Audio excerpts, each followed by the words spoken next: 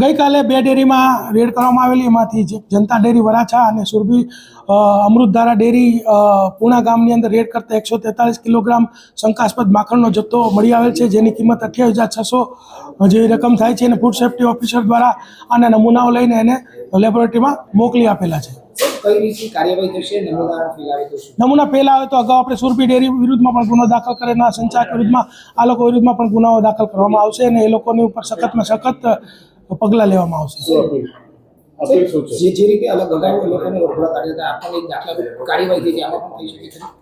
100% દાખલારૂપ કાર્યવાહી થશે।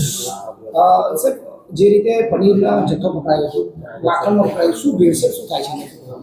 પનીરની અંદર જે અમે છેલ્લા કેટલાક સમયથી અમે એને ટ્રેક કરી રહ્યા છીએ, તો અમને ખ્યાલ આવ્યો છે કે બજારની અંદર જે પણ પનીર વેચાય છે 90% પનીર એનાલોગસ પનીર છે। એનાલોગસ પનીર એટલે એવું પનીર કે જેની અંદર મિલ્ક તો નામ માત્ર હોતું જ નથી, માત્ર ને માત્ર પામ ઓઇલ, સ્ટાર્ચ અને એસિડ, ગ્લેશિયલ એસિડ નાખી અને આ એનાલોગસ પનીર બનાવવામાં આવે છે।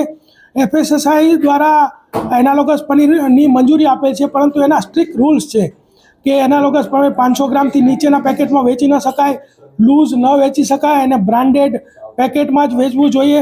પરંતુ મોટાભાગના લોકો અત્યારે જે પનીર બનાવે છે, એનાલોગસ પનીર બનાવી અને જે કેટરિંગ સાથે વ્યવસાય સાથે જોડાયેલા લોકો છે એ તમામ એનાલોગસ પનીર જ વાપરે છે।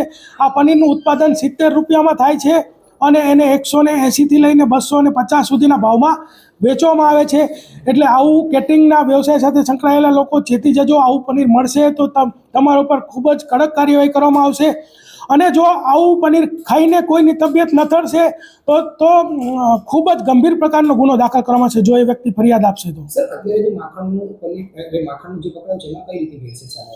માખણ જે પણ એ પણ પામ ઓઇલમાંથી ને એ રીતે બનાવવામાં આવે છે। તમામ વસ્તુઓ, માખણ, ચીઝ, બટર, પનીર, તમામ વસ્તુઓ પામ ઓઇલમાંથી બનાવવામાં આવે છે। એટલે કોઈ સસ્તી સ્ટ્રીટ ફૂડ કે રેસ્ટોરન્ટ કે કોઈ તમને કેટરિંગવાળા સસ્તામાં ડીશ કરી આપે તો મહેરબાની કરીને તમે એમાં નહીં ફસાતા, લોકોના આરોગ્ય સાથે ચેડા નહીં કરતા, આ લોકોને મારી અપીલ છે।